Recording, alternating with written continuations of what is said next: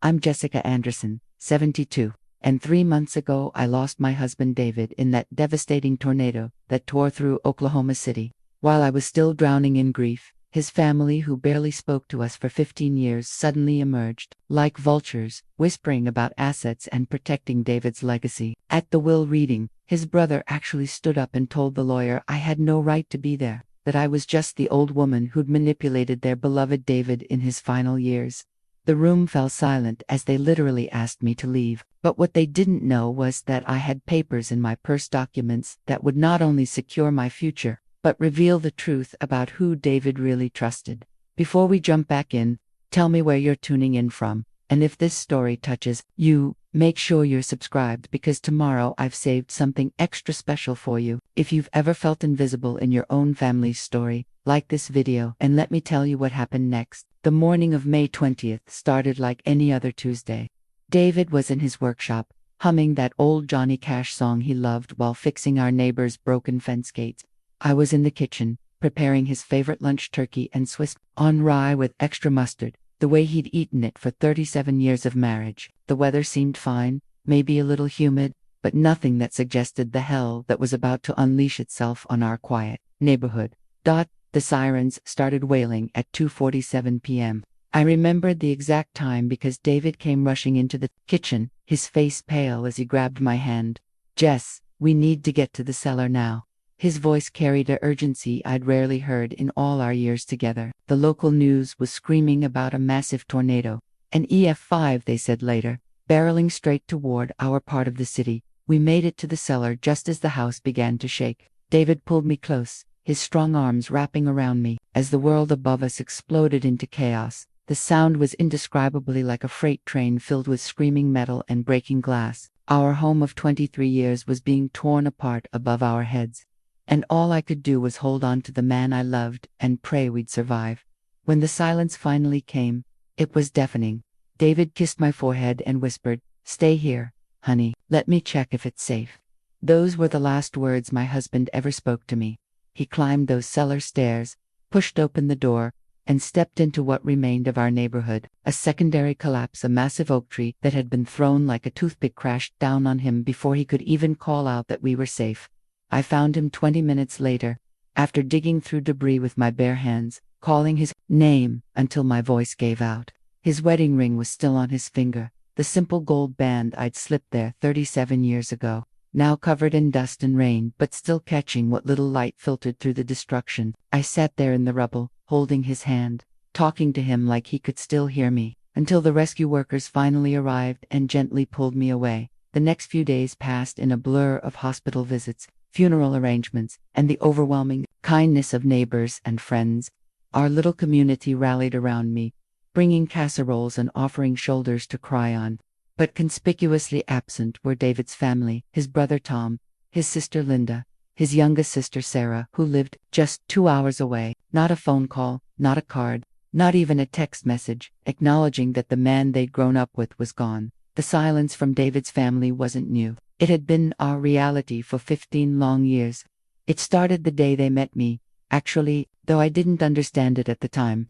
I was 57 when David and I married, a widow myself who'd lost my first husband to cancer 5 years earlier. David was 59, a confirmed bachelor who'd never found the right woman until he found me at a church social, both of us volunteering to serve dinner to families in need. His family took one look at me and decided I was a gold digger. Never mind that I owned my own home, had a decent retirement from my 30 years as a school librarian, and had never asked David for a single penny. Never mind that we split every dinner bill, every vacation expense, every household cost right down the middle. In their eyes, I was the scheming older woman who'd trapped their baby brother, their Davy, into a marriage that would rob them of their inheritance.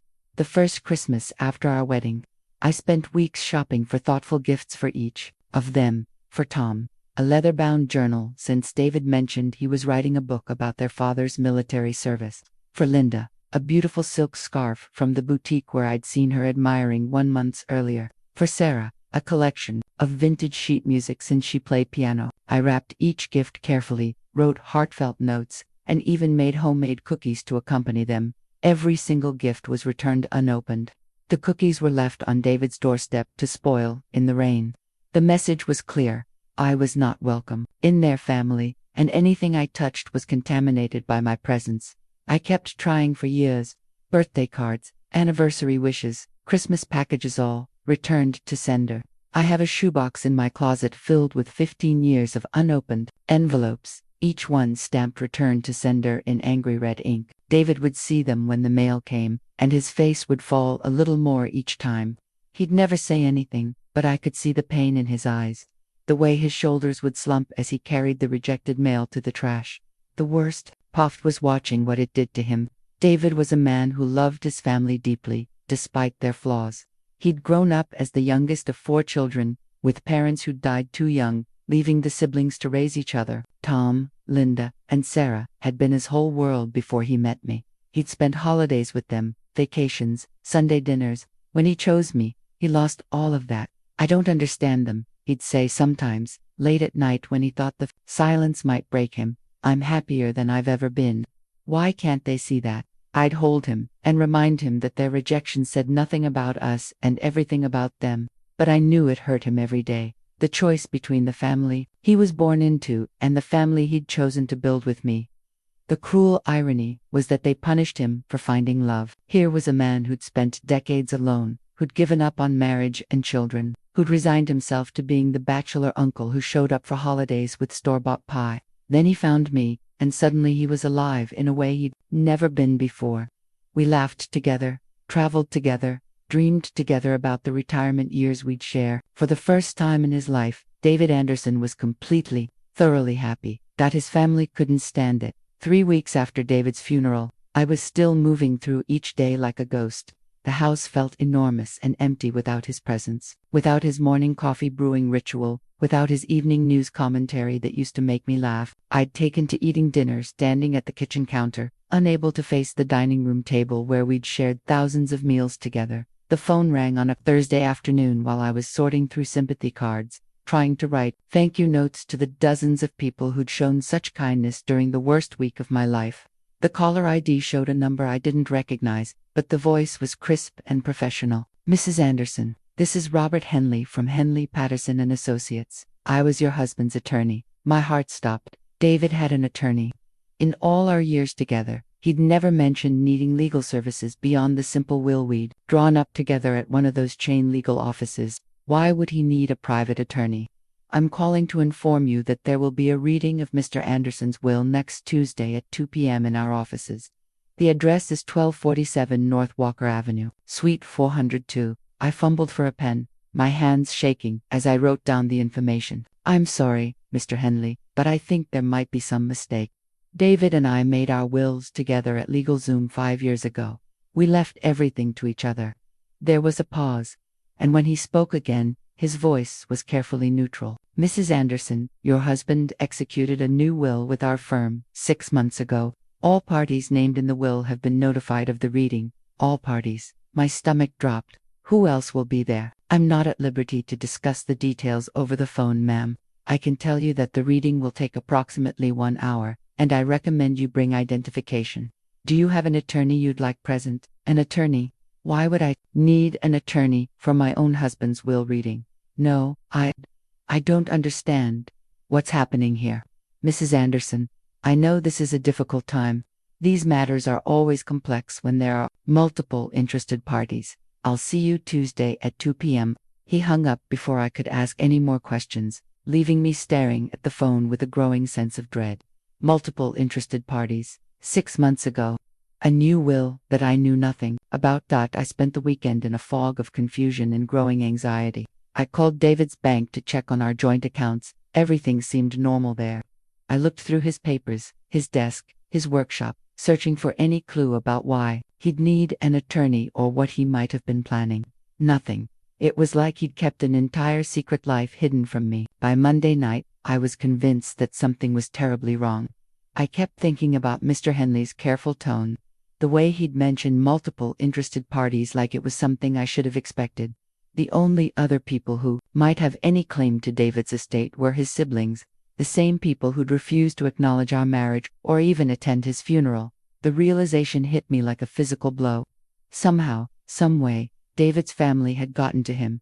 They'd convinced him to change his will, to cut me out, to leave me with nothing after 37 years of marriage. The man I'd loved and trusted completely had betrayed me in the end, just like his family had always predicted he would. I barely slept that night, my mind racing through possibilities, each one worse than the last.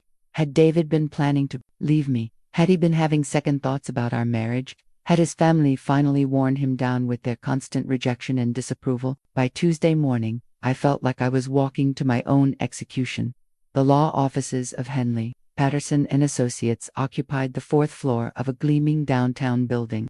All marble and mahogany, and the kind of expensive quiet that money buys. I arrived 10 minutes early, my hands still shaking from the drive, clutching my purse like a lifeline. The receptionist, a young woman with kind eyes, directed me to a conference room where I was supposed to wait. I wasn't alone. Tom Anderson sat at the far end of the polished table, his bulk filling out an expensive suit that couldn't quite hide the fact that he'd gained considerable weight since I'd last seen him.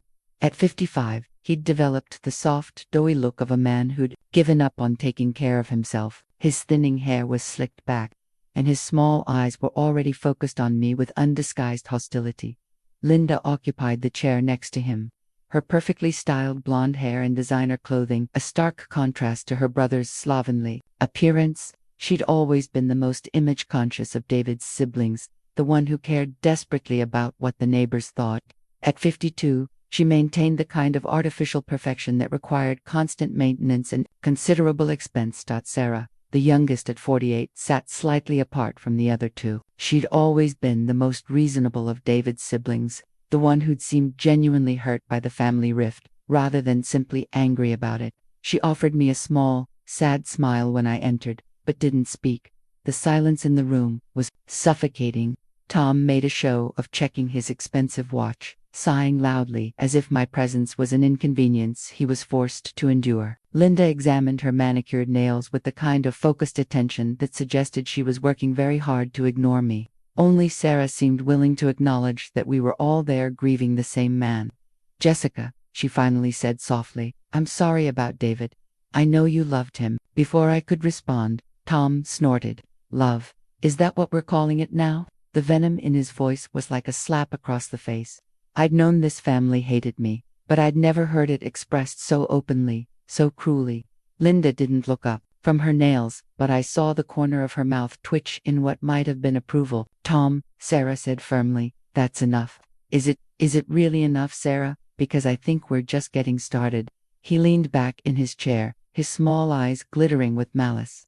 15 years we've had to watch this woman manipulate our brother, 15 years of watching her isolate him from his real family, turn him against the people who actually loved him. I found my voice, though it came out smaller than I'd intended. "I never turned David against anyone. You did that yourselves." "Oh, please," Linda finally spoke, her voice dripping with disdain. "You think we don't know what you are? You think we don't see through your little act? Poor widow Jessica, so sweet and innocent, so devoted to dear David." My chest tightened. I was devoted to David. I loved him more than you loved his bank account. Tom interrupted. "You loved his property, his investments, his pension. You saw a lonely old man with assets and you moved in for the kill." The accusations were like physical blows. I gripped the edge of the table, fighting to keep my composure. "That's not true. I never asked David for anything. I paid my own way right up until you didn't." Tom's voice was getting louder, more aggressive, "right up until you convinced him to put your name on everything, to cut out his real family, to leave everything to the woman who'd been using him for years. I don't know what you're talking about, and I didn't." What did he mean about my name being on everything? What investments? What property? David and I had lived simply, modestly.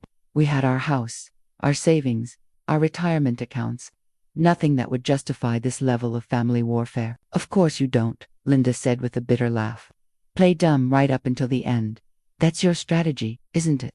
Sweet, confused Jessica, who doesn't know anything about her husband's business affairs. That's when Robert Henley walked in, a distinguished man in his 60s with silver hair and the kind of calm authority that comes from decades of handling family disputes. He carried a thick folder and moved with the efficient grace of someone who'd done this hundreds of times before. "Good afternoon, everyone. I apologize for keeping you waiting." He took his seat at the head of the table, opened his folder, and looked directly at me. Mrs. Anderson, before we begin, I need to ask, do you have legal representation here today? Should I? Tom leaned forward, his face flushed with anger. She shouldn't be here at all. This is a family matter, and she's not family. She's a parasite who attached herself to our brother and sucked him dry for 15 years. Mr. Henley's voice cut through Tom's tirade like a blade. Mr. Anderson, I'm going to ask you to control yourself. This is a legal proceeding, not a family therapy session. Mrs. Anderson has every right to be here, does she? Tom stood up, his considerable bulk looming over the table. Because I've got news for you, counselor. We're going to contest whatever fairy tale Will David signed. We're going to prove that this woman manipulated a grieving, vulnerable man into cutting out his real family. We're going to show that she used her position as his wife to influence Mr. Anderson. Mr. Henley's voice was steel. Sit down now. The room fell silent. Tom slowly lowered himself back into his chair, his face still flushed with rage. Linda smirked like she was enjoying the show. Sarah looked like she wanted to disappear, and I sat there, clutching my purse, feeling like the walls were closing in around me. These people, David's own family, truly believed I was some kind of criminal. They'd spent 15 years building a narrative about me that painted me as a manipulative gold digger.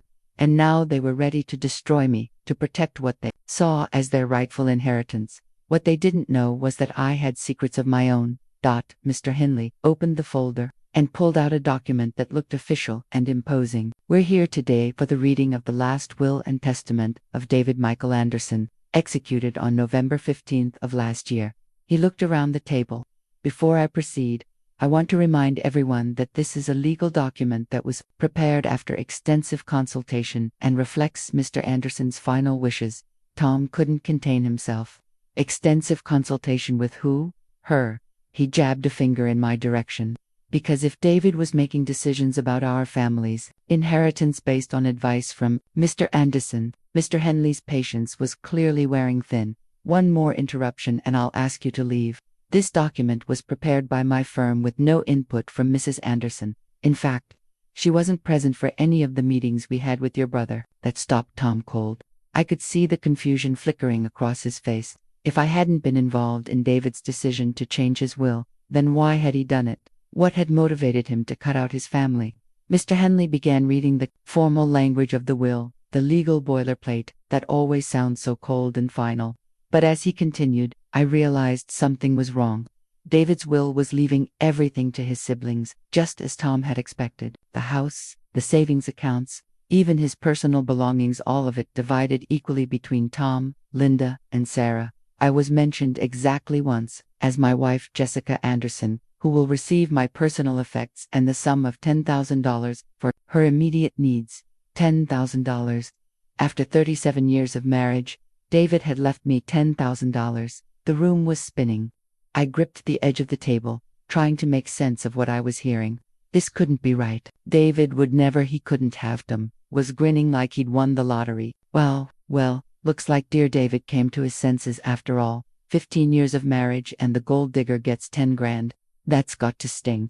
Linda was practically glowing with satisfaction. I told you David would do the right thing eventually. Blood is thicker than water, as they say. Even Sarah looked relieved, though she had the grace to appear somewhat uncomfortable with her siblings gloating. But something wasn't right. This will, dated 6 months ago, didn't sound like David. The language, the decisions, even the way it was structured felt wrong. David had always been meticulous about fairness, about making sure everyone was taken care of. He wouldn't have left me nearly destitute. Not after the life we'd built together. That's when I remembered the papers in my purse. 3 months before David died, he'd asked me to meet him at the bank for what he called some paperwork. I thought it was routine, maybe updating our joint accounts or reviewing our safety deposit box access. Instead, we'd spent 2 hours with the bank manager and a notary, signing document after document while David explained each one carefully. Jess, I need you to understand how important these papers are, he'd said, his hand covering mine across the polished desk. I need you to promise me you'll keep them safe, and if anything ever happens to me, you'll use them. Don't let anyone tell you they're not valid.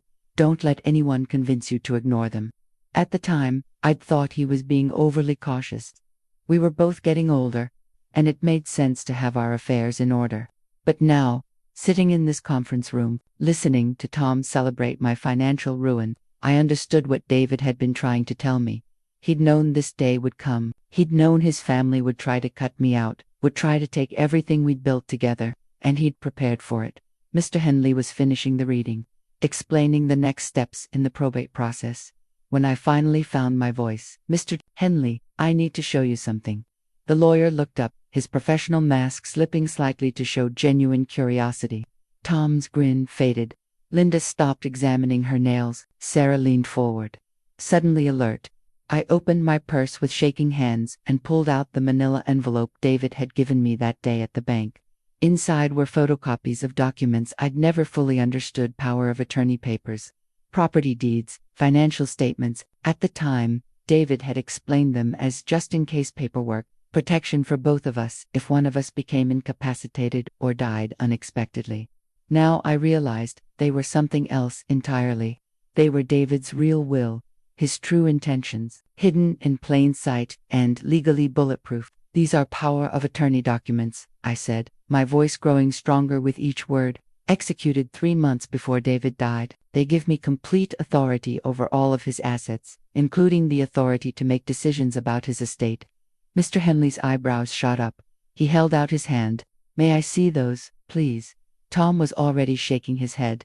"Those are fake. She had them forged. There's no way David would, Mr. Anderson," Mr. Henley said sharply, not taking his eyes off the documents I'd handed him. "Please be quiet while I review these." The silence in the room was deafening as the lawyer examined each page carefully, checking signatures, dates, and notary stamps. I watched his expression change from skeptical to surprised to something that might have been impressed. Finally, he looked up at me. "Mrs. Anderson, these appear to be legitimate documents executed by your husband and properly notarized. If they are authentic, and they certainly appear to be, they supersede the instructions in his will regarding asset distribution." Tom exploded.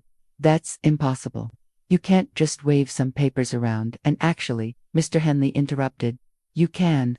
Power of attorney documents, properly executed, give the designated person complete authority over the grantor's asset. In this case, Mrs. Anderson has legal authority to direct the distribution of her husband's estate, regardless of what his will says." I felt something I hadn't experienced in months. Hope. David hadn't betrayed me after all. He'd protected me in the only way he could, using his knowledge of the law and his family's greed against them. The will they were so excited about was meaningless.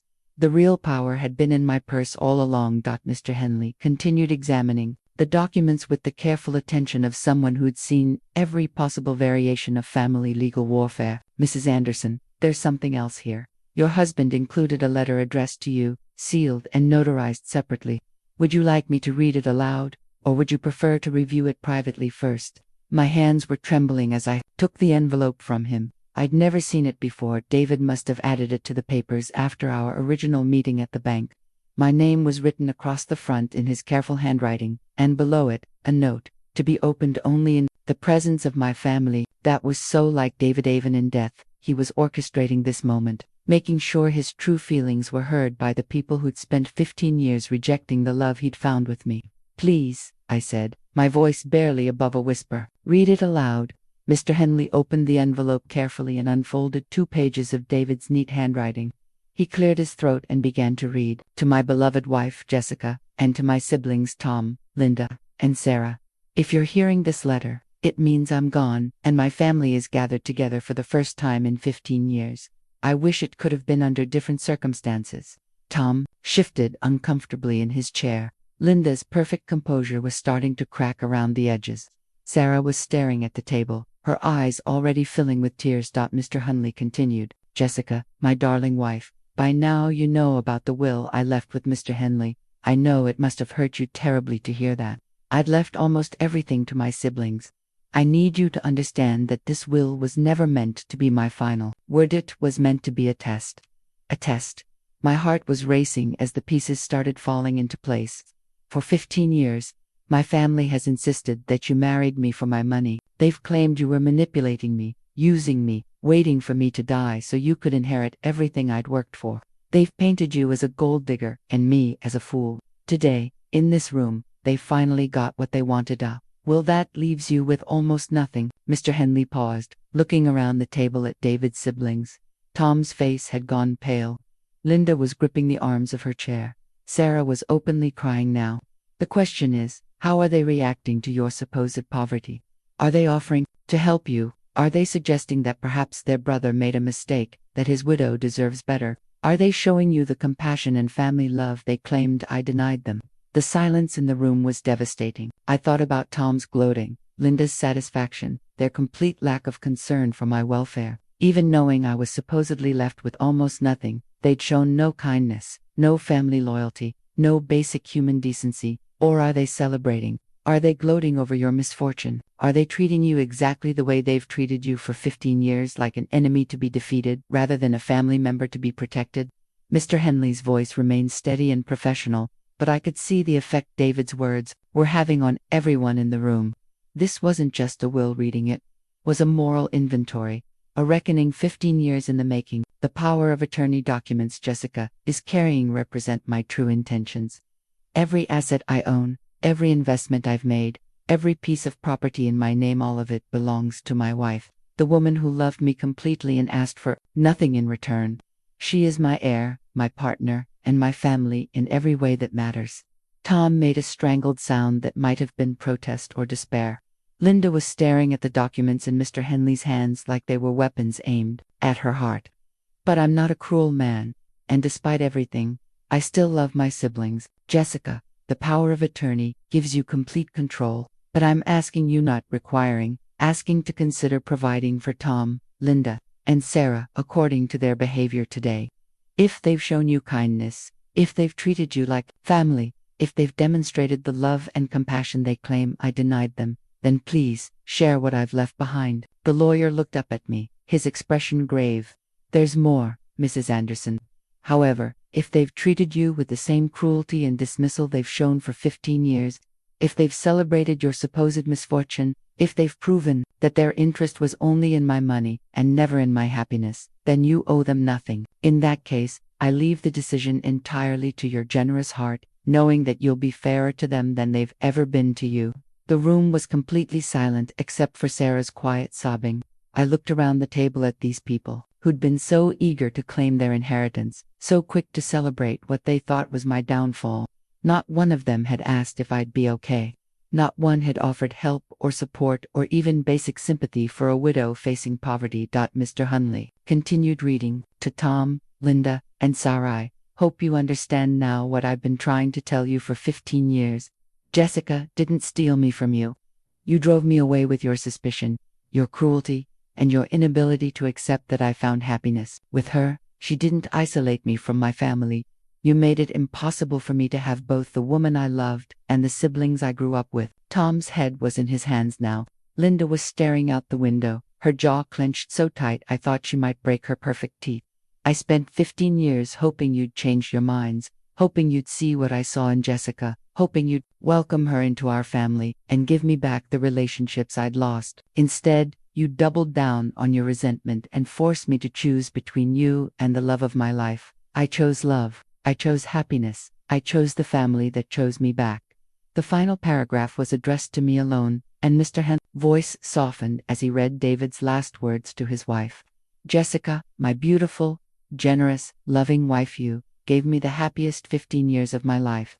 You loved me when I felt unlovable, supported me when I felt weak, and showed me what real family looks like. Whatever you decide about my siblings, know that you have my complete trust and my eternal gratitude. You were the best decision I ever made, and loving you was the greatest privilege of my life. Take care of yourself, my darling. You deserve every happiness this world can offer. Mr. Henley folded the letter carefully and handed it back to me. I held it against my chest, feeling David's presence in the room like he was sitting right beside me, holding my hand the way he had that day at the bank. The tables had turned completely. The woman they'd dismissed as a powerless widow was now in complete control of everything they'd thought was theirs. And David, even in death, had given them one last chance to prove they were capable of the love and decency they claimed to represent. They had failed his test spectacularly. Mr. Henley reached into his folder and pulled out another thick stack of documents. Mrs. Anderson, your power of attorney gives you authority over your husband's entire estate. I think it's important that you understand exactly what that entails. He spread the papers across the table like he was dealing cards, each document representing another piece of David's carefully hidden financial empire. I stared at them in growing amazement, recognizing nothing, understanding for the first time how much my husband had kept from me, not out of deception, but out of love. Your husband owned 6 rental properties throughout Oklahoma City, Mr. Henley began, pointing to a series of property deeds, 3 apartment buildings, 2 single-family homes, and a small office complex downtown. The total estimated value is approximately $2.8 million. Linda made a choking sound. Tom's face had gone from pale to gray. Even Sarah looked up from her tears, her eyes wide with shock. Additionally, he maintained investment portfolios with 3 different firms. More documents appeared: conservative mutual funds, blue-chip stocks, government bonds, and a small collection of gold coins. The combined value, as of last month's statements, is approximately $1.6 million. I couldn't breathe. $4.4 million. David and I had lived in a modest ranch house, driven 10-year-old cars, clipped coupons, and shopped sales. We'd talked about taking a cruise someday when we could afford it. I'd worried about having enough money for retirement, for long-term care, if one of us got sick.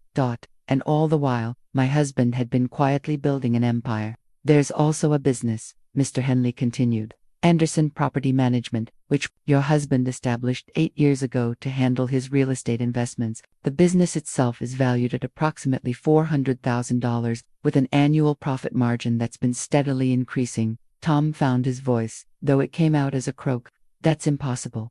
David worked in maintenance at the school district. He made $40,000 a year. He couldn't have. There's no way he could have accumulated that kind of wealth. Double quotes. Mr. Henley consulted his notes. Your brother was indeed employed by the school district, but he retired 7 years ago. Since then, his income has come primarily from his investments and property management business. He was, by any measure, a very successful businessman.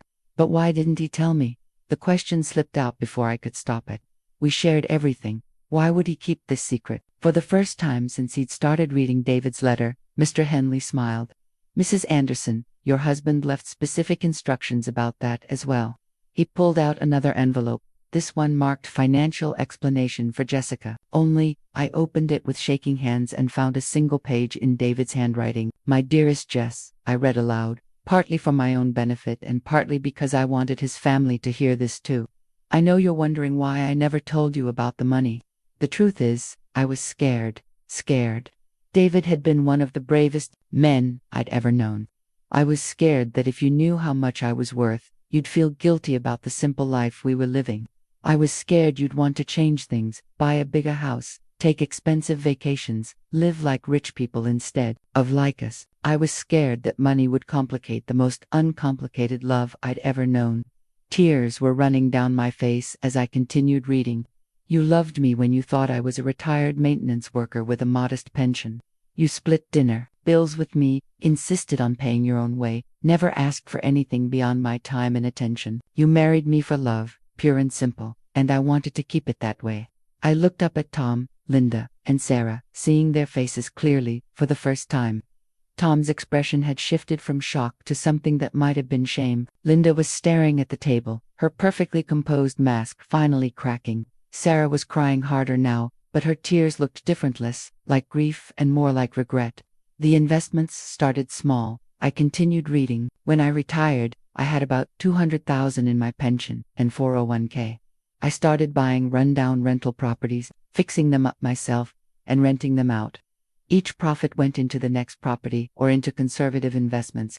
I never touched the principal, never used any of it for our daily expenses. It was all for you, for your future, for the security I wanted to give you, without changing who we were. The page was getting blurry through my tears. By the time I realized how much it had grown, I was afraid to tell you. I was afraid you'd think I'd been lying to you, keeping secrets, not trusting you with the truth. So I decided to handle it the way I handled everything else in our marriage, by protecting you and trusting that you'd understand when the time came. I folded the letter carefully and looked around the table. David's family was finally seeing him clearly, not as the foolish old man who'd been manipulated by a gold digger, but as a shrewd businessman who'd built a fortune while living simply and loving completely. Mr. Hunley cleared his throat. Mrs. Anderson, there are a few more items. Your husband maintained a life insurance policy with a death benefit of $500,000. With you as the sole beneficiary, there's also a safety deposit box containing family heirlooms, important documents, and approximately $50,000 in cash for immediate expenses. $5.4 million. Plus a thriving business. Plus income properties that would continue generating revenue for years to come. David hadn't just protected me, he'd made sure I'd never have to worry about money for the rest of my life. Tom was staring at the documents like they might disappear if he looked away. I don't understand. If David had all this money, why did he live like he was poor? Why did he drive that old truck, live in that little house, wear clothes from Walmart? Because, I said, finally understanding my husband completely, he was happy. He didn't need expensive things to feel rich. He had me, and that was enough. Linda finally spoke, her voice small and broken. We called you a gold digger. Yes, I said simply. You did, but you didn't even know about the money. No, I didn't. The silence stretched out between us, heavy with 15 years of assumptions, accusations, and wasted time. David's test had revealed more than just their greed, had exposed the fundamental lie they'd built their rejection on. I wasn't a gold digger. I was a woman who'd loved their brother, completely without knowing he had gold to dig. And now, I controlled every penny of it. The silence in the conference room stretched on until Tom finally broke it, his voice desperate and shaking. Jessica, listen, I think there's been a misunderstanding here. We never meant, we were just protecting David's interests. You thought I was using him. My voice was calm, steady. 15 years of their accusations had prepared me for this moment. You thought I was manipulating a lonely old man for his money. You thought I was counting down the days until he died so I could cash in. Tom's face flushed red. We were wrong. Obviously we were wrong. But you have to understand, we were just looking out for our little brother. We'd seen it happen to other men, older men, who stopped. The word came out sharper than I'd intended, but I was tired of their excuses. Don't you dare try to rewrite history now that you know about the money. You didn't reject me because you were protecting David. You rejected me because you couldn't stand that he'd found happiness without your permission. Linda leaned forward, her designer composure finally cracking completely. Jessica, please. We made mistakes. We were hurt that David chose you over us, and we handled it badly. But we're family. Surely there's a way to work this out, to honor David's memory by bringing the family back together. I almost laughed. Now they wanted to be family. Now, when I controlled millions of dollars, they were ready to welcome me with open arms. Where was this family spirit when I was sending Christmas cards that came back unopened? Where was it when David was dying in that hospital, and not one of you called to check on him? Where was it an hour ago when you thought I was getting $10,000 and you were celebrating my misfortune? Sarah wiped her eyes and spoke for the first time since Mr. Henley had started reading David's letter. You're right. We treated you terribly. We treated David terribly. I've regretted it every day for 15 years. But I was too proud to admit I was wrong, too scared of what Tom and Linda would say if I reached out to you. At least she was being honest. I could see genuine remorse in her eyes, real grief for the brother she'd lost twice, once when he married me, and again when he died. But honesty didn't erase 15 years of cruelty. Tom tried a different approach, his voice taking on the wheedling tone of a man who'd spent his life talking his way out of consequences. Look, Jessica, I know we got off on the wrong foot, but David's gone now, and fighting about the past won't bring him back. What matters is what happens next. David was our brother, our blood, and some of that money should stay in the family. It is staying in the family, I said quietly.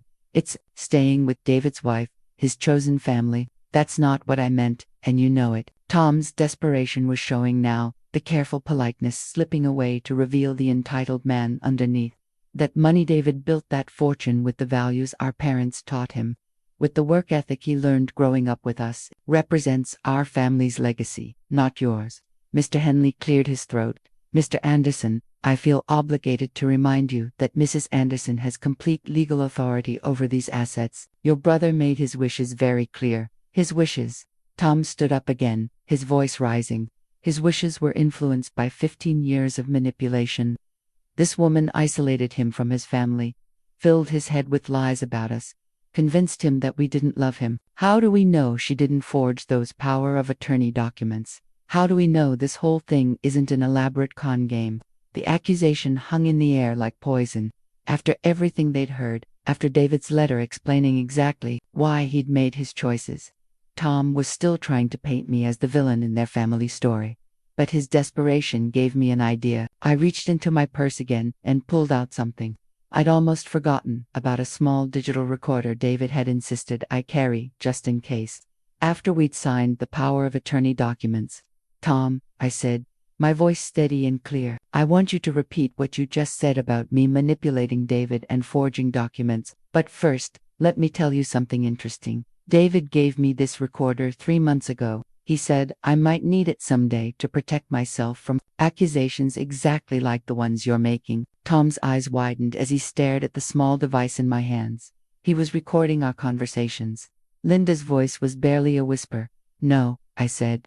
But he knew his family well enough to predict that when this day came, you'd try to claim I'd somehow cheated or manipulated him. He wanted me to have protection against those accusations. I held up the recorder. "This device has been running since I walked into this room. Everything you've said about me, about David, about your motivations, it's all been recorded." The color drained from Tom's face. Linda looked like she might be sick. Even Sarah seemed stunned by the implications. "Including," I continued, "your celebration when you thought I was only getting $10,000, your complete lack of concern for my welfare, your immediate shift to family loyalty the moment you found out about the money. All of it." Mr. Henley was watching this unfold with the fascination of someone who'd seen family greed in all its forms but had never quite seen it documented so thoroughly.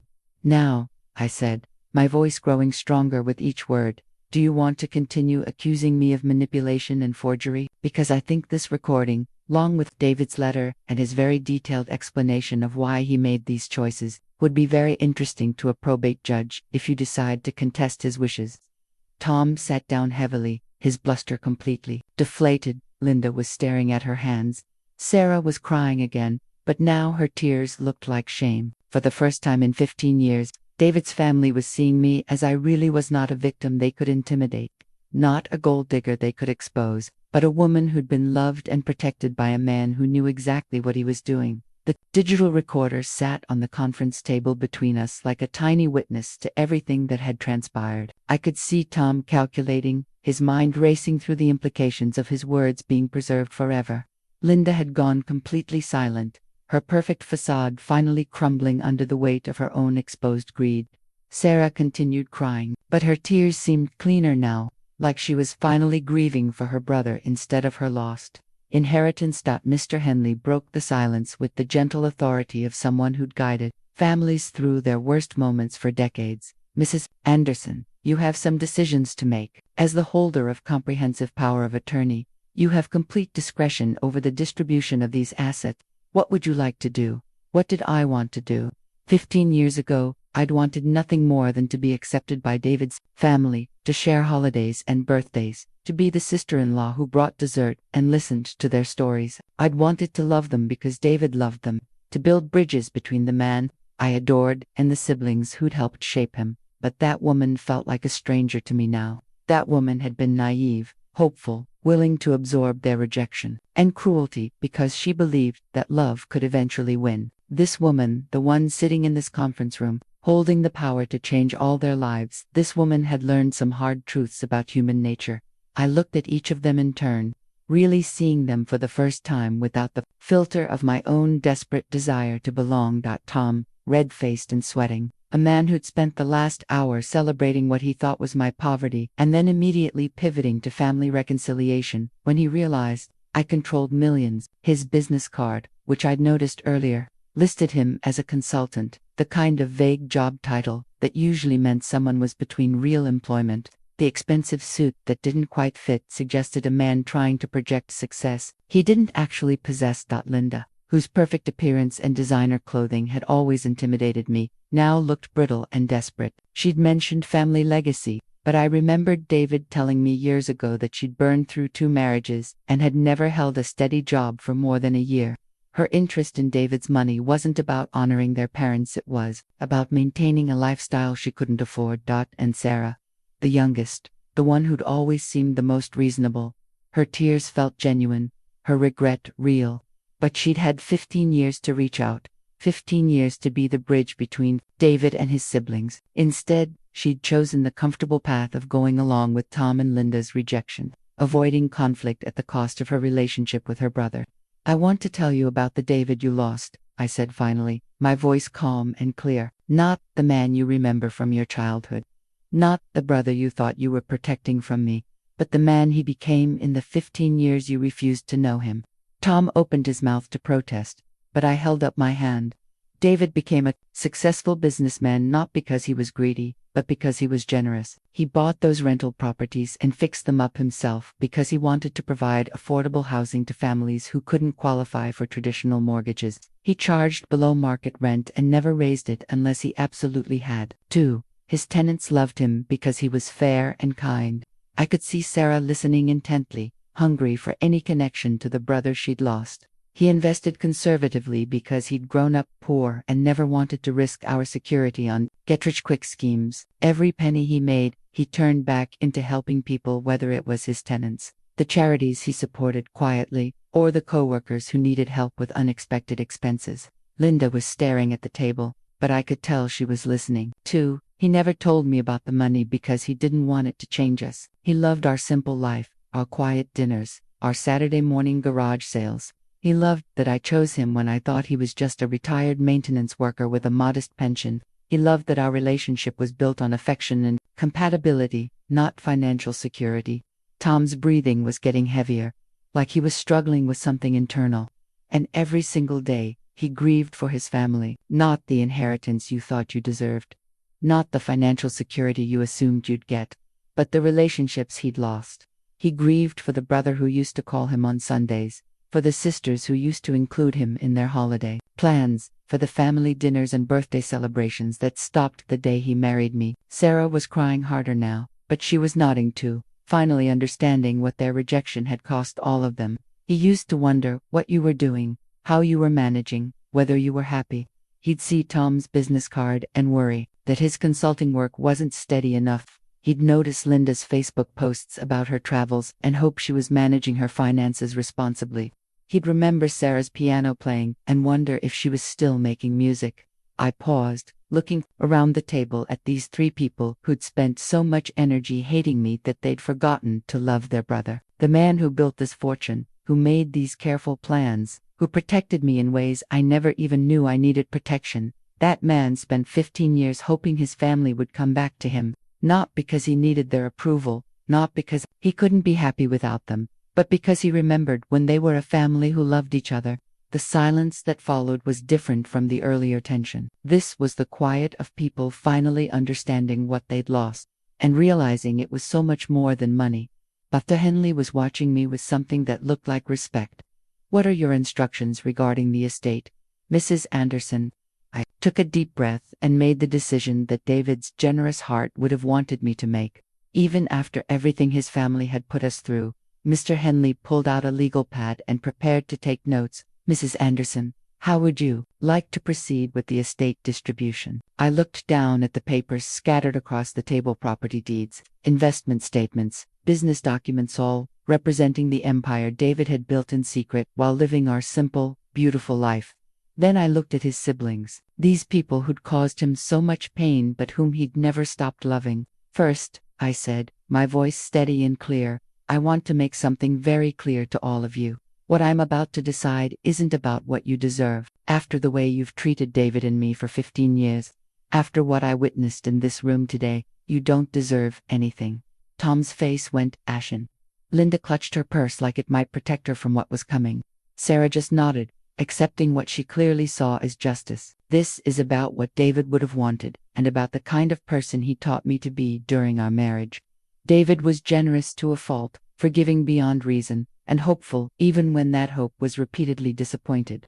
I paused, thinking about all the times David had wondered aloud what his family was doing, whether they were struggling, whether they might someday reach out. Even after years of rejection, he'd never stopped caring about their welfare. Sarah, I said, turning to the youngest sibling, you'll receive $200,000 from David's estate. Her eyes widened in shock. Tom and Linda both turned to stare at her, their expressions a mixture of surprise and envy. Not because you earned it, I continued, but because you were the only one who showed any genuine remorse today. The only one who admitted that the family treated David badly. Your tears seemed real, and I think David would have wanted to help you, even after everything that happened. Sarah was crying again, but now her sobs sounded like relief, mixed with overwhelming guilt. Jessica, I can't after what we did to you both. The money comes with conditions, I said firmly. You'll use $50,000 of it to establish a music scholarship at the high school where David worked. In his memory, the scholarship will go to students who show musical talent but can't afford private lessons or instruments. David always believed in helping people develop their gifts. She nodded frantically, tears streaming down her face. Yes, absolutely. That's beautiful. David would love that. I turned to Tom and Linda, who were watching this exchange with barely concealed desperation. As for the two of you, you'll each receive $50,000. The amounts were substantial more money than most people saw in a year, but I could see the disappointment in their faces. After learning about David's millions, $50,000 felt like an insult. Again, not because you've earned it, but because David would have wanted to help his family despite how they treated him. Consider it his final gift to the siblings who rejected his happiness for 15 years. Tom found his voice first. $50,000. Jessica, you can't be serious. David had over $5 million. Surely his blood relatives deserve more than his blood relatives. I interrupted. Had 15 years to act like family.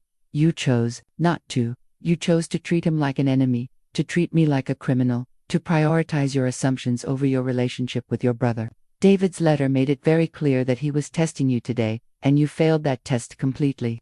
Linda finally spoke, her voice tight with barely controlled anger. This is ridiculous. We're his siblings. We have legal rights to contest. Contest away, I said calmly. You'll be fighting David's clearly expressed wishes, documented with multiple attorneys, supported by his detailed explanation of his reasoning. You'll also be fighting against the recording I made of your behavior today, which shows exactly why David made the choices he did.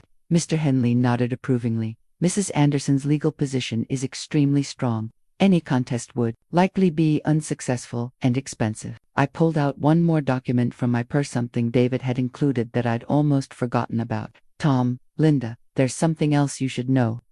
David left detailed financial records of every attempt you made to contact him over the past 15 years. I placed the paper on the table.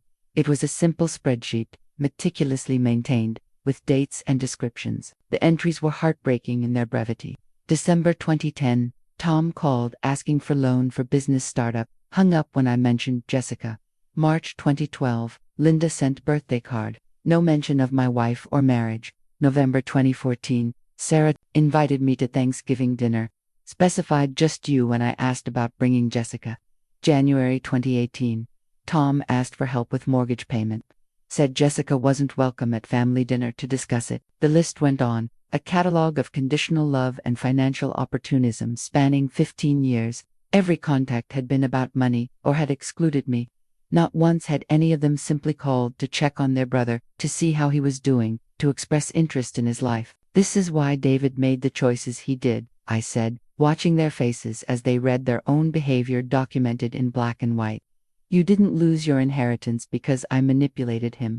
You lost it because you spent 15 years proving that your love was conditional, that your acceptance came with strings attached, that you valued his money more than his happiness. The silence stretched out as they absorbed the weight of their own documented cruelty. David had been keeping track, noting every time they'd chosen pride over love, money over family, judgment over acceptance. Mr. Henley cleared his throat. Mrs. Anderson, what about the remainder of the estate? I looked around the table one more time, seeing these people clearly not as the family I desperately wanted to join, but as flawed human beings who'd made terrible choices and would have to live with the consequences. The remainder stays with me, as David intended. I'll use it to honor his memory in ways that reflect the generous, loving man he was, not the bitter, manipulated victim you tried to paint him as today. As Mr. Henley began drawing up the formal distribution documents, I found myself thinking about the David that his siblings had never really known, the man who'd emerged from his shell during our 15 years together, who'd become confident and adventurous and deeply happy in ways they'd never seen. When I first met David at that church social, he was quiet, almost shy, the kind of man who stood at the edges of conversations and smiled politely when others talked. He was 59 years old and had convinced himself that love was something that happened to other people, that he was destined to be the uncle who showed up alone to family gatherings with store-bought pie. But that wasn't the real David, was just the David his family's expectations had created. The real David was the man who emerged slowly, carefully, like a flower blooming after a long winter. Once he felt safe to be himself. The real David was the man who surprised me on our 6-month anniversary by taking me hot air ballooning.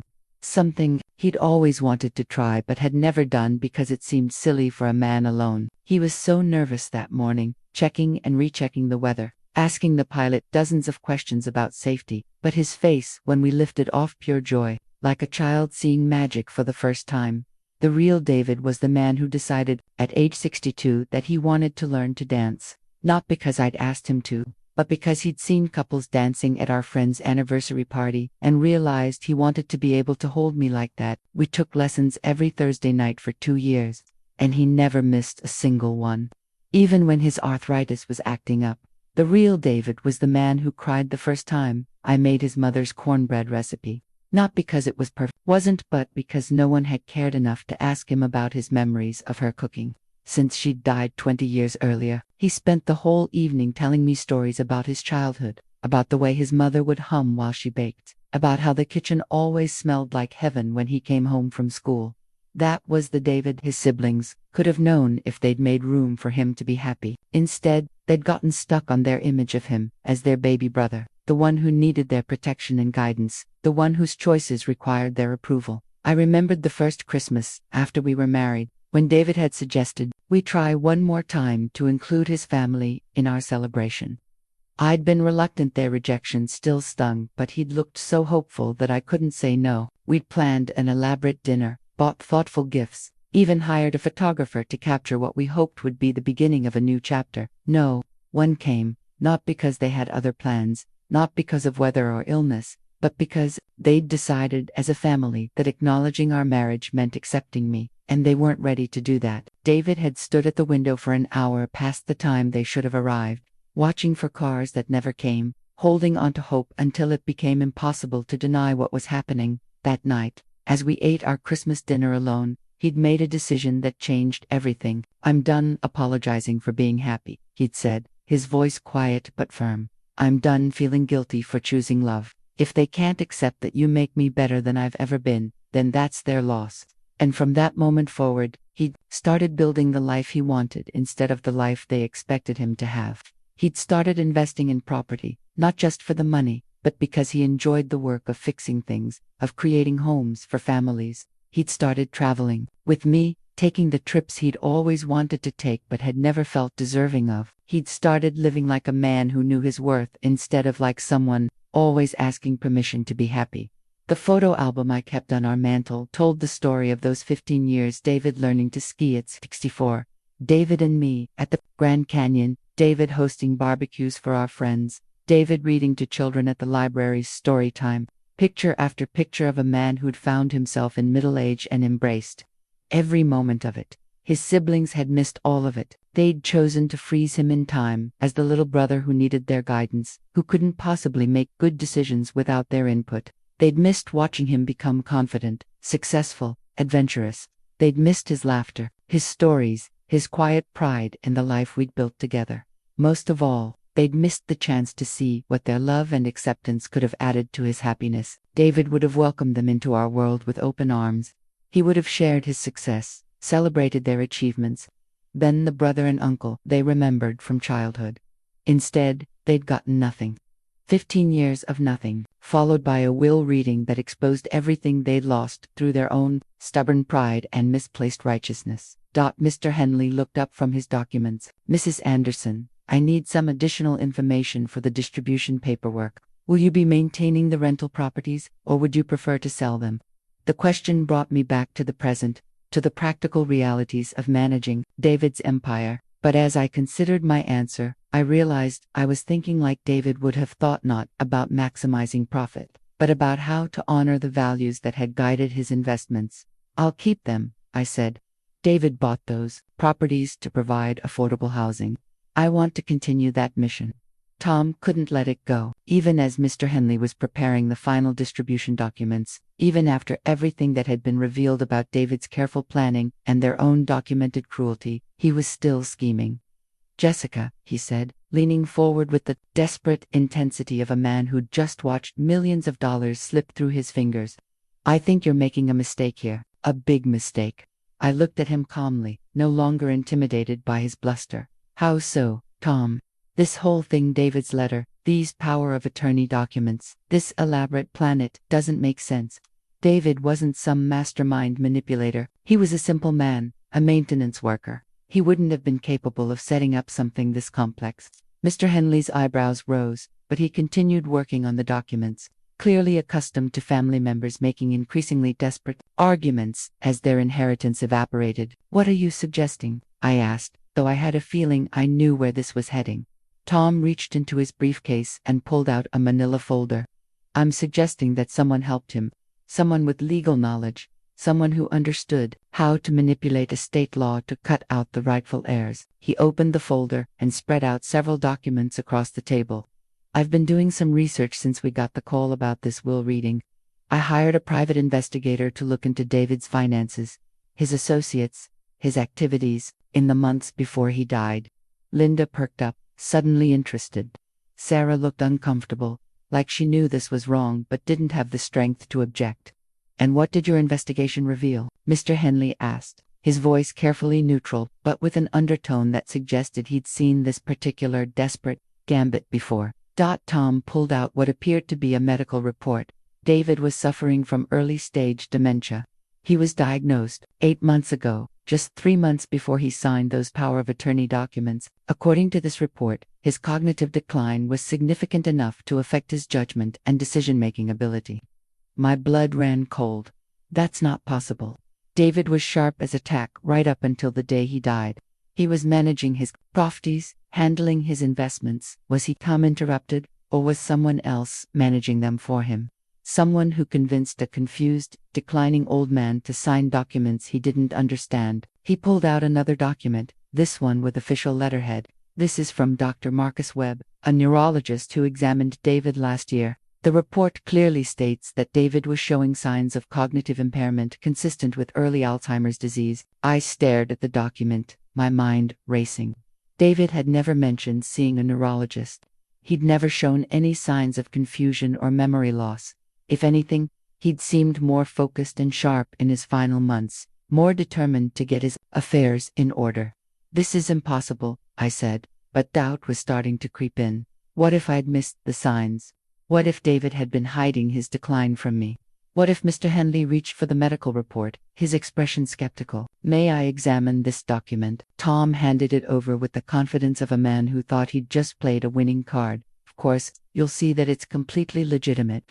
David Anderson was not mentally competent when he signed those power of attorney documents, which means they're invalid, which means the original will stands."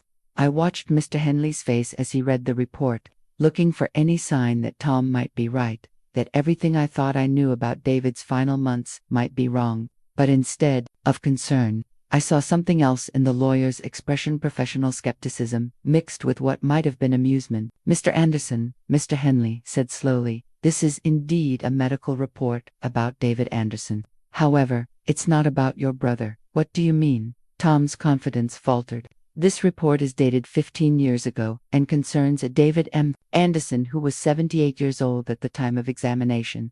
Your brother would have been 59 15 years ago." Mr. Henley looked up at Tom with the expression of someone who'd caught a child in an obvious lie. "This document concerns a completely different person." The color drained from Tom's face. Linda was staring at the report like it might spontaneously transform into legitimate evidence. Sarah looked mortified. "Furthermore," Mr. Henley continued, "Dr. Marcus Webb retired from practice 12 years ago and died 6 years ago. It would have been quite difficult for him to examine your brother last year. The silence in the room was deafening. Tom had just attempted to commit fraud in front of a lawyer, using forged medical documents to try to invalidate his brother's will. The desperation that had driven him to this moment was now fully exposed for what it was, not grief or family loyalty, but pure greed. Tom, I said quietly, you hired someone to create fake medical records to try to steal David's estate. I know. That's not, the investigator said. Tom was stammering now, his elaborate scheme collapsing around him. You paid someone to forge documents that would make your brother look mentally incompetent, so you could claim he wasn't capable of making his own decisions about his money. My voice was getting stronger, harder. You were willing to destroy his reputation, to paint him as a senile old man, to get your hands on his assets. Mr. Henley was making notes, his expression grim. Mr. Anderson, I'm obligated to inform you that attempting to use fraudulent documents in estate proceedings is a serious crime. I'll need to report this to the appropriate authorities. Tom was sweating now, his expensive suit wilting under the pressure of his exposed desperation. Wait, no, I didn't know they were fake. The investigator assured me. The investigator you hired to find dirt on your dead brother, I said. The investigator you paid to help you steal from the man who loved you despite everything you put him through. Linda was staring at her brother, like she'd never seen him before. Tom, what have you done? But I wasn't finished. The rage I'd been holding back for 15 years. The hurt and frustration and sheer exhaustion of being treated like a criminal by people who were now proving themselves to be the real criminals, all of it was finally coming out. You want to know what David's last months were really like? I asked, my voice cutting through Tom's sputtering protests.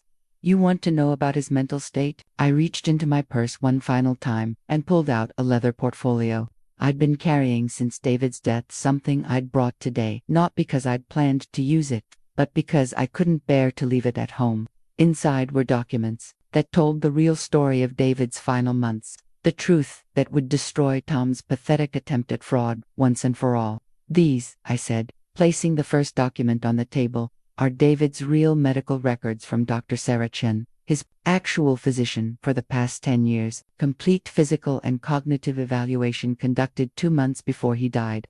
Mr. Henley examined the document, his eyebrows rising as he read.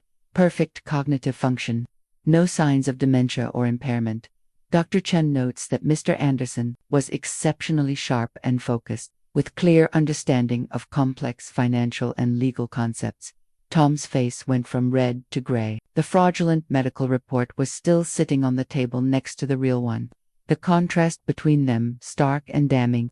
This, I continued, pulling out another document, is the trust structure David established 6 weeks before his death. 47 pages of complex legal and financial planning, all reviewed and approved by 3 different attorneys and a certified financial planner. I spread out page after page of meticulously detailed planning, charitable trusts, tax minimization, strategies, property management protocols, investment guidelines. It was the work of a man whose mind was not only intact but operating at an extremely high level. David didn't just protect me from your greed, I said, looking directly at Tom. He anticipated it. He predicted that you'd try to challenge his competency, that you'd try to paint him as a confused old man who didn't know what he was doing. I pulled out one final document, a letter addressed to me in David's handwriting, dated just 2 weeks before the tornado. Mr. Henley, would you please read this aloud? The lawyer took the letter and began reading. My dearest Jessica, if you're reading this letter in the presence of my family, it means they've tried to challenge my mental competency or claim that I wasn't capable of making my own decisions about our assets. Tom was staring at the letter, like it was a snake about to strike. I want you to know that every decision I've made regarding our financial future has been carefully considered and reviewed by multiple professionals. I've had my cognitive function tested twice in the past year, not because I was experiencing any decline, but because I wanted to be absolutely certain that no one could question my mental state when these documents became public. Mr. Hen's voice remained steady and professional, but I could see the admiration in his eyes for David's thoroughness. The trust documents in your possession represent months of planning and consultation. Every attorney I worked with commented on my clarity of thought and my sophisticated understanding of estate law. I am of completely sound mind, and every decision I've made reflects my true wishes and values. The lawyer looked up at Tom, whose attempt at fraud was now completely exposed. There's more, Mr. Anderson. If my siblings are trying to paint me as mentally incompetent, it's not because they have evidence of such incompetence, it's because they cannot accept that a competent man would choose his wife over the family members who rejected his happiness for 15 years. Sarah was crying again, but these tears looked different, like she was finally understanding not just what they'd lost, but what they'd driven David to prepare for. The medical records they may present will be fraudulent. The investigators they may hire will be unscrupulous. The experts they may consult will be paid to support their predetermined conclusions. None of it will change the fundamental truth. I chose Jessica because she chose me, completely and without conditions. Mr. Henley folded the letter and handed it back to me. Mrs. Anderson, your husband's foresight is remarkable. I've rarely seen estate planning this comprehensive or this well documented. Tom was slumped in his chair, all his bluster gone. The fraudulent medical report sat in front of him, like evidence of his own moral bankruptcy. Linda was staring out the window, finally understanding that their last desperate gambit had not only failed but had exposed them as the criminals they'd become. But I wasn't finished. David's trust documents had revealed one more element of his planning that even I hadn't fully understood until now. Tom, I said, my voice calm and clear, there's something else you should know about David's estate planning. He didn't just protect his assets from your greed, he protected them from your debts. I pulled out a thick folder from the bottom of the portfolio. These are financial investigations David commissioned on each of his siblings. He wanted to understand exactly why you were so interested in his money. Tom's eyes widened in panic. Linda straightened in her chair, suddenly alert. Tom, you're not a consultant. You haven't had steady employment in 3 years. You owe $180,000 in credit card debt. You're 6 months behind on your mortgage. And you've borrowed against your retirement savings to maintain the illusion that your business is successful. The documents laid out everything failed business ventures. Unpaid loans, a pattern of financial irresponsibility that stretched back decades. Linda, you've been married 4 times, not twice as you told people. Each divorce left you with less money than the one before. You've been living off credit and the kindness of friends for 2 years. And you're facing bankruptcy if you can't find a significant source of income soon. Linda's perfect composure finally cracked completely. She was staring at the financial reports like they contained her death sentence. David knew that if he left you money through traditional inheritance, your creditors would take most of it. He knew that what you needed wasn't a windfall, it was protection from yourselves. I looked around the table at these 3 people who'd spent so much energy hating me that they'd forgotten to take care of themselves. The $50,000 I'm giving Tom and Linda will go into protected trusts that your creditors can't touch. It will provide you with modest monthly payments for the rest of your lives, not enough to live extravagantly, but enough to keep you housed and fed if you learn to live within your means. Sarah's $200,000 would be handled similarly. Larger trust that would provide security without the temptation of a massive lump sum. This is what David's love looked like, I said softly. Even after everything you put him through, even knowing you'd try to destroy me to get his money, he still wanted to protect you from your own worst impulses. The room fell silent as the full scope of David's planning became clear. He hadn't just outwitted their greed, he'd anticipated their desperation and found a way to help them, despite themselves. The weight of David's final gift, his protection and provision for the siblings, who'd rejected him, settled over the room, like a blanket of grace none of them deserved. Tom was staring at his hands, finally understanding that his brother had known about his financial failures and had chosen to help him anyway. Linda was crying quietly, her perfect facade completely abandoned. Sarah was holding the tissue box Mr. Henley had discreetly provided, her shoulders shaking with the magnitude of everything they'd lost through their own stubborn pride. I need to ask you something, I said, looking at each of them in turn. David spent months planning this moment, anticipating your reactions, preparing for every possible scenario. He knew you'd try to paint me as a gold digger. He knew you'd celebrate what you thought was my poverty. He knew you'd attempt to challenge his competency when you realized how much money was involved. I paused, letting the weight of David's foresight sink in. The question is, now that you know the truth about your brother, now that you understand he was protecting you even while you were plotting against me, what are you going to do with the rest of your lives? Tom looked up at me, his eyes red-rimmed and hollow. I don't know how to answer that. Start with an apology, I said simply. Not to me. I don't need your apologies anymore. Apologize to David. Go to his grave and tell him you're sorry for missing 15 years of his happiness because you were too proud to admit you were wrong about his wife. Sarah was nodding through her tears. I want to do that. I need to do that. Then what? Linda asked, her voice small and broken. How do we live with what we've done? How do we move forward knowing we wasted so much time, caused so much pain? It was a fair question, and one I'd been asking myself since David's death. How do you forgive yourself for years of wrong choices? How do you build something meaningful from the wreckage of relationships you've destroyed? You honor his memory, I said. You become the people he always hoped you could be. You learn from this experience and make sure you never treat another person the way you treated us. I gathered up the documents spread across the table, carefully returning them to their folders.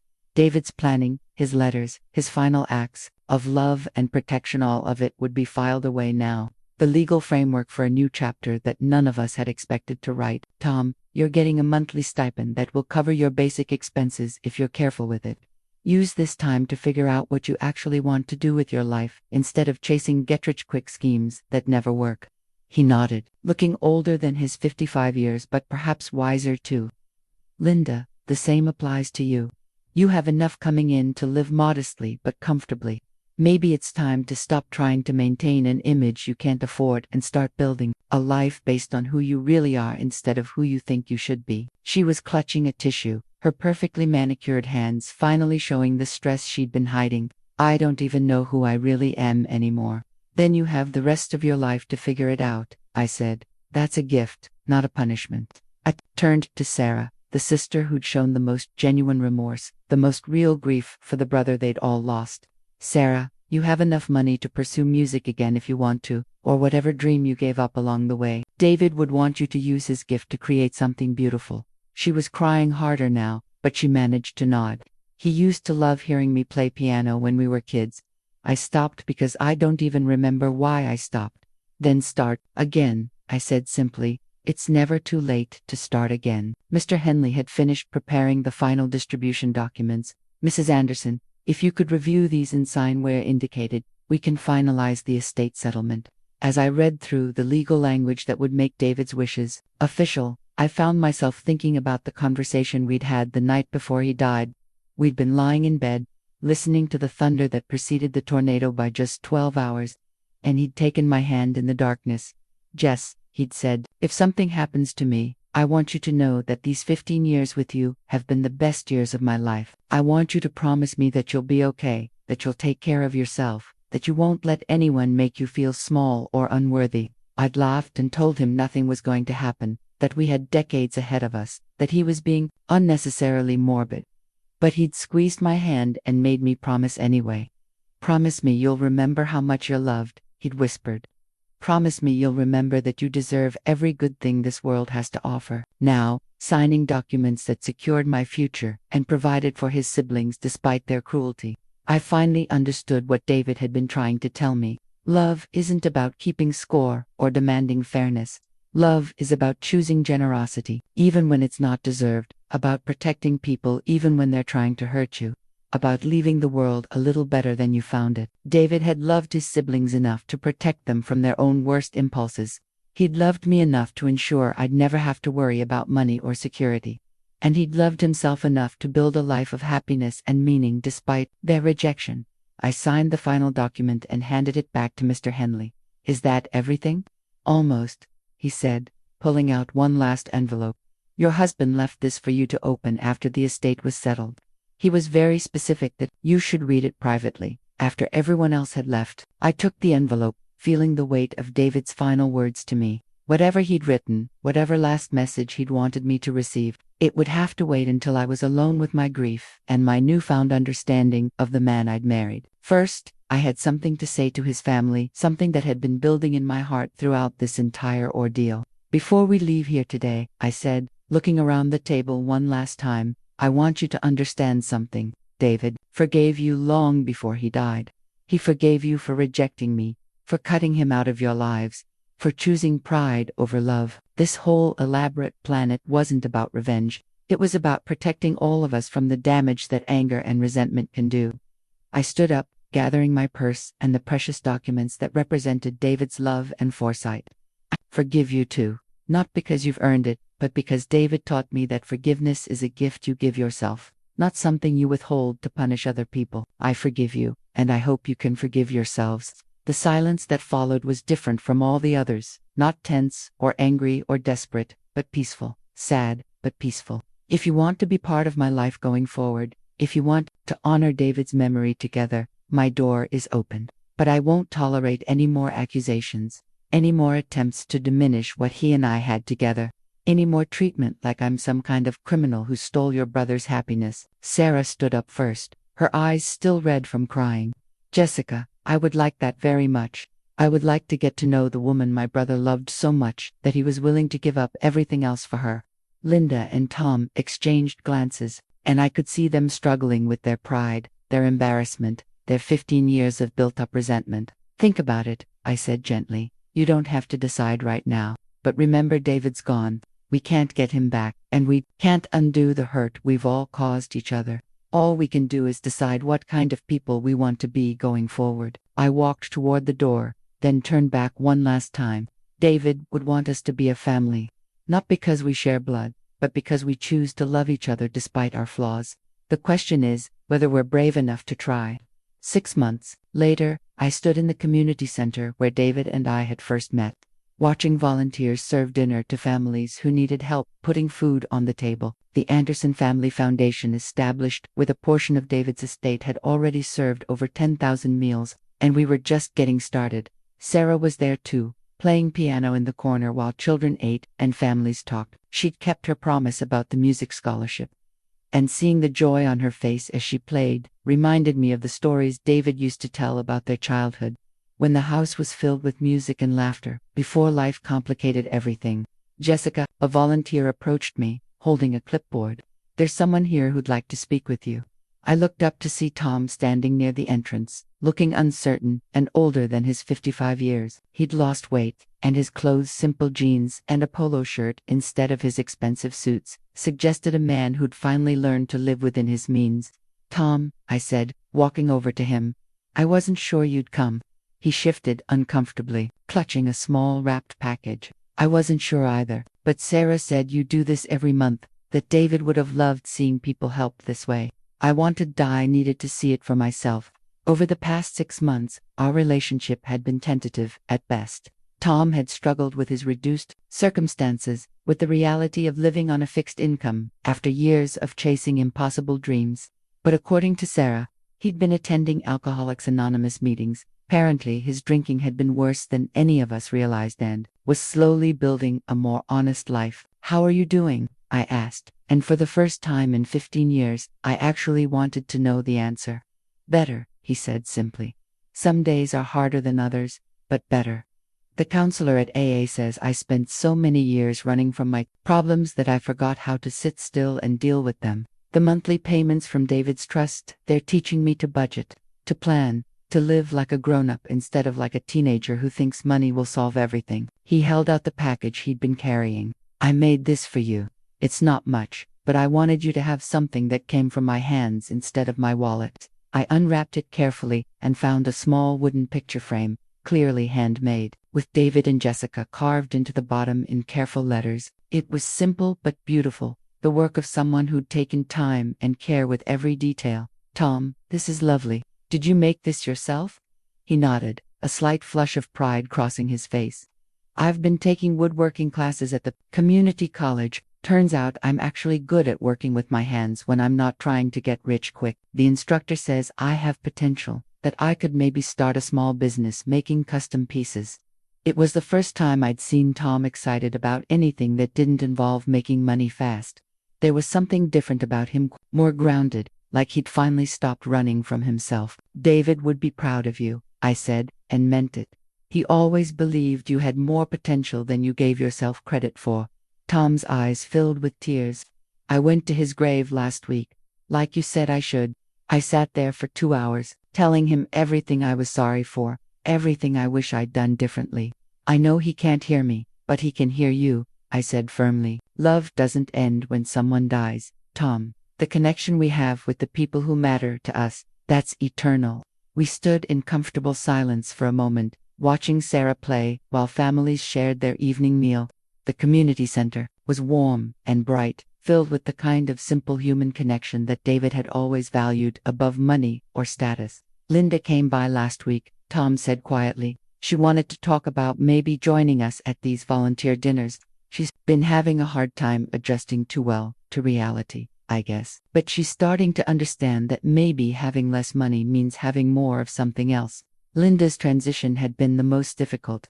She'd spent so many years defining herself by her possessions, her appearance, her ability to project success, that learning to live simply had been like learning a new language. But according to Sarah, she'd been volunteering at a local animal shelter and had found unexpected joy in caring for abandoned pets. She's welcome here any time, I said.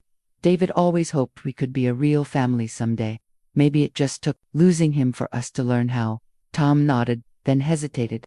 Jessica, there's something else. Something I need to tell you. I waited, giving him space to find his words. That private investigator I hired, the one who provided the fake medical records, he approached me, not the other way around. Someone had been feeding him information about David's assets, encouraging him to contact me with an offer to help contest the will. My stomach tightened. What kind of someone? I don't know for sure, but I think someone else knew about David's money and was trying to use me to get access to it. When the investigator realized David's planning was too solid to break, he disappeared, took my money and vanished. This was troubling news.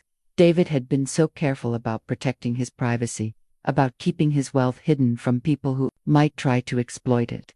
The idea that someone else had been watching, waiting, planning their own approach was deeply unsettling.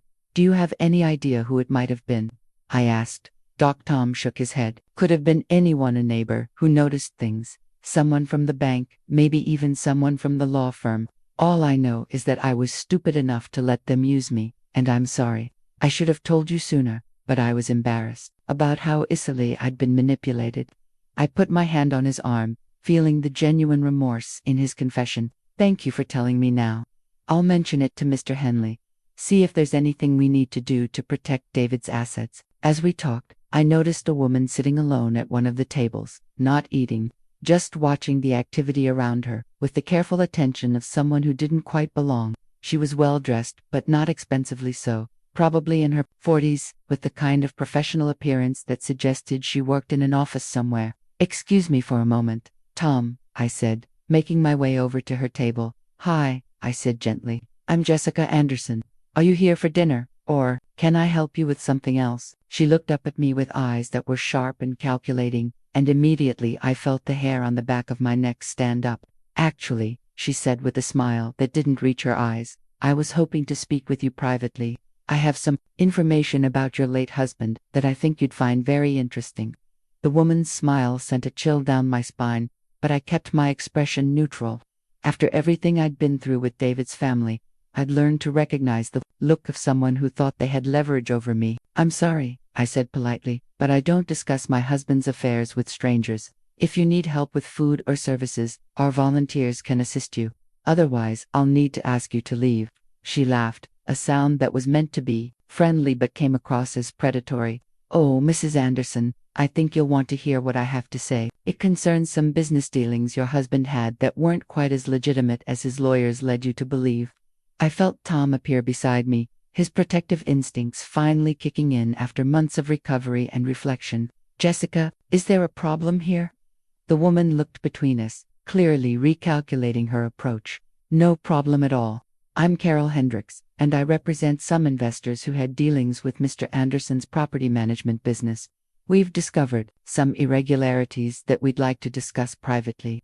Every alarm bell in my head was ringing. David's business had been meticulously managed and fully legitimate. I'd spent months going through every transaction with Mr. Henley and the accountants. But I also knew that con artists often used accusations of impropriety to manipulate grieving widows into making bad decisions. Ms. Hendricks, I said firmly, any business concerns should be directed to my attorney. I don't discuss financial matters with people who approach me at charity events. Her friendly mask slipped slightly. Mrs. Anderson, I don't think you understand. If these irregularities become public, they could affect your inheritance, your foundation, everything your husband left you. Wouldn't it be better to resolve this quietly? Tom stepped closer, his voice carrying an authority I'd never heard from him before. "Mom, I'm going to ask you to leave now. Mrs. Anderson has made it clear she's not interested in discussing anything with you." Carol Hendricks looked frustrated but not defeated. She reached into her purse and pulled out a business card. "When you realize I'm trying to help you protect your husband's reputation, you'll want to call me. Don't wait too long. Once my clients decide to take legal action, it becomes much more difficult to resolve these matters quietly." She placed the card on the table and walked away, leaving me shaking with a mixture of anger and anxiety. Tom picked up the card and examined it carefully. "Generic business card, printed at one of those quick print shops," he said. "Probably fake name, definitely fake company. I've seen enough of these scams over the years to recognize the pattern." I looked at him with new respect. "How do you know so much about scams?" He had the grace to look embarrassed. "Because I fell for enough of them over the years. Get-rich-quick schemes, investment opportunities, business deals that were too good to be true. I was the perfect mark because I always believed I was one deal away from hitting it big." We walked back toward Sarah's piano, but I couldn't shake the feeling that this encounter was connected to what Tom had told me about the mysterious person who'd fed information to his private investigator. "Tom, when that investigator approached you about contesting the will, did he ever mention having other clients, other people who were interested in David's estate?" Tom thought for a moment. "Now that you mention it, yes. He said something about representing a group of investors who felt they had claims against David's properties. I didn't pay much attention at the time because I was focused on my own situation, but now it makes sense." I finished. "Someone's been watching David's business, maybe for years, waiting for him to die so they could try to make claims against his estate." The realization was both frightening and infuriating. David had worked so hard to build something legitimate and helpful, and now vultures were circling, trying to find ways to tear it down for their own profit. I pulled out my phone and called Mr. Henley, even though it was after hours. This was too important to wait. "Robert, it's Jessica Anderson. I'm sorry to bother you at home, but I think someone may be trying to defraud David's estate. Yes, I'll be in your office first thing tomorrow morning." "No, I don't think this can wait." As I hung up, Sarah finished her set and came over to us, immediately sensing the tension. "What's wrong?" she asked, looking between Tom and me. Tom filled her in on the encounter with Carol Hendricks while I tried to process everything that was happening. Just when I thought the legal battles were over, when I thought David's family had finally accepted the truth about our marriage and his estate planning, new threats were emerging from completely unexpected directions. "You know what this means, don't you?" Sarah said quietly. "It means David was right to be so careful, so secretive about his wealth. He knew that money attracts predators." She was right. David's caution, his elaborate planning, his insistence on documentation and legal protection, it had all been designed to protect not just his assets, but the people he loved from exactly this kind of targeting. "What are you going to do, Tom?" asked Ketty. Looked around the community center, at the families finishing their dinners, at the volunteers cleaning up, at the simple human kindness that David's generosity was making possible. This foundation, this work, this legacy, was everything David had wanted his money to accomplish. I wasn't going to let some con artist destroy it. "I'm going to fight," I said simply. "David protected me from his family's greed, and now I'm going to protect his legacy from everyone else's." Tom nodded approvingly. "Good. And you won't be fighting alone. Whatever you need, whatever help you need dealing with these people, count me in." Sarah agreed immediately. "Me too. David gave us a second chance to be family. The least we can do is help protect what he built." For the first time since David's death, I felt like I truly had a family, not just people who shared his blood but people who shared his values, his commitment to doing right by others, his determination to use whatever resources they had to make the world a little better. As we locked up the community center and prepared to go home, I found myself thinking about the envelope Mr. Henley had given me 6 months ago, David's final letter that I still hadn't opened. I'd been saving it, reluctant to read his last words to me, afraid that opening it would make his death feel final in a way I wasn't ready to accept. But tonight, facing new challenges and new threats to everything we'd built together, I realized it was time. Whatever David had wanted to tell me in that final letter, whatever wisdom or guidance or love he'd wanted to leave behind, I needed to hear it now. The woman who'd sat in that conference room 6 months ago, shocked and grieving, and completely unprepared for the battles ahead, was gone. In her place was someone stronger, wiser, more confident in her own worth and her ability to protect the things that mattered. David had spent 15 years teaching me that I deserved love and respect and security. Now it was time for me to prove I'd learned those lessons well enough to fight for them. That night, I sat in David's old workshop with his final letter in my hands, surrounded by the tools he'd used to build our life together, and the quiet presence of his memory. The workshop had become my refuge over the past 6 months, the place where I felt closest to the man who'd loved me so completely. I opened the envelope carefully, as if David's words might disappear if I wasn't gentle enough. Inside were 3 pages of his careful handwriting, dated just 1 week before the tornado. My dearest Jessica, I read aloud to the empty room. If you're reading this, it means you've survived the will reading, dealt with my family's reaction to our estate planning, and hopefully emerged stronger and more confident than ever. I'm so proud of you, my love, though I know you probably don't feel very proud of yourself right now. Tears were already blurring my vision, but I continued reading. By now you know about the money, about the businesses, about all the things I kept hidden from you during our marriage. I hope you understand why I made those choices. You loved me when you thought I was just a retired maintenance worker, and that love was so pure, so uncomplicated, that I couldn't bear to risk changing it. I could hear his voice in every word, see his face as he wrote these final thoughts about our life together. But more than that, I hope you've discovered what I always knew about you, that you're stronger than you think, braver than you believe, and more deserving of every good thing this world can offer than you ever allowed yourself to imagine. The letter continued with specific instructions about managing his properties, about the charities he'd wanted to support, about the foundation I should establish in his memory. But more than practical guidance, it was full of his hopes for my future. I want you to travel, Jess. Remember how we always talked about seeing Italy someday? Go to Italy. Eat pasta in little cafes. Walk through art museums. Buy something ridiculously expensive just because it makes you happy. You have the resources now to do all the things we dreamed about but never quite got around to doing. I laughed through my tears, remembering all our someday conversations. All the plans we'd made for the retirement years we'd never get to share. I want you to fall in love again if the right person comes along. I know that sounds strange coming from your husband, but Jessica, you have so much love to give, so much joy to share. Don't let my death be the end of your capacity for happiness. Find someone who sees in you what I saw, not a woman who needs to be rescued or protected, but a woman who makes everything around her better just by being herself. That paragraph broke my heart in the most beautiful way possible.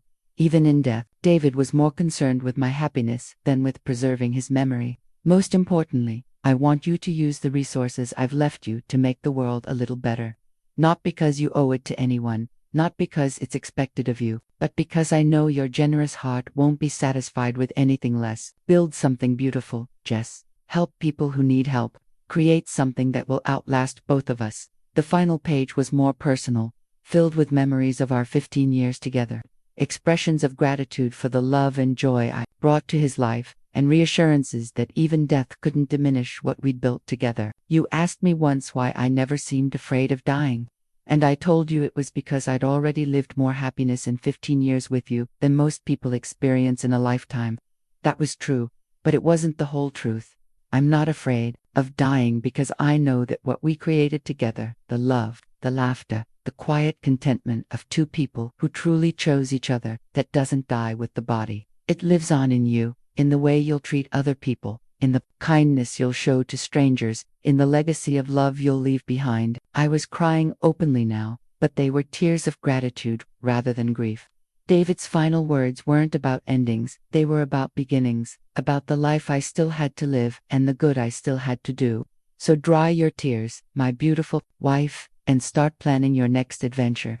The woman who could capture the heart of a stubborn old bachelor and turn him into the happiest man in Oklahoma is capable of absolutely anything she sets her mind to. The letter was signed simply, "All my love, forever and always, David." I sat in the workshop for a long time after I finished reading, feeling David's presence so strongly that I could almost believe he was sitting in his old chair, smiling at me with that expression of quiet pride he'd worn whenever I accomplished something I'd thought was beyond my capabilities. Over the past 6 months, I'd done exactly what he'd hoped I would do. I'd stood up to his family's greed and manipulation. I'd protected his legacy while extending grace to people who didn't deserve it.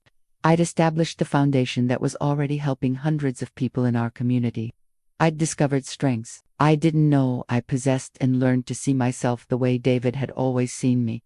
But more than that, I'd learned to carry his love forward instead of just holding on to it. The foundation, the volunteer work, the tentative rebuilding of relationships with Tom, Linda, and Sarah, all of it was a way of honoring not just David's memory, but the values he'd lived by, and the love he'd given so freely. My phone buzzed with a text from Sarah. "How did the meeting with Mr. Henley go? Are we ready to fight these new vultures?" I smiled, thinking about how David would have reacted to his siblings finally stepping up to protect something he'd cared about. He would have been amazed and proud and probably a little amused that it had taken losing him for them to find their better selves. I texted back, "We're ready." David left us everything we need to win, and it was true. David hadn't just left me money and property and legal protections. He'd left me confidence, purpose, and the knowledge that I was loved completely and unconditionally. He'd left me a family that had finally learned what family really meant. He'd left me work that mattered and resources to do it well. Most importantly, he'd left me with the understanding that love doesn't end with death, it transforms, becomes something bigger and more generous, something that can touch lives far beyond the original circle of two people who chose each other against all odds. I folded his letter carefully and placed it in the special box where I kept our most precious mementos: wedding photos, love notes, ticket stubs from our adventures together. Then I walked to the window and looked out at the memorial garden I'd planted in the backyard, where a simple stone marker bore David's name and the words, "Beloved husband, generous heart, lasting legacy." Tomorrow, I would meet with Mr. Henley and begin the process of protecting David's estate from new threats. I would work with Tom and Sarah and eventually Linda to strengthen the foundation and expand its reach. I would continue the work of turning David's hidden fortune into visible good in the world. But tonight, I would simply be grateful. Grateful for 15 years of unexpected love, for a husband who'd seen the best in everyone, including the family members who'd rejected him, for the resources to make a real difference in people's lives, and for the knowledge that the best way to honor someone's memory is to live up to the person they believed you could become. David had spent our entire marriage showing me that I was worthy of love, respect, and every good thing life had to offer. Now, sitting in his workshop surrounded by the tools of creation and the silence of peace, I finally, truly believed him. The tornado had taken my husband, but it couldn't touch what he'd built in my heart. That would last forever, growing stronger, with each life it touched, each person it helped, each act of love it inspired. David Anderson had left me everything I needed to build something beautiful, and that's exactly what I intended to do.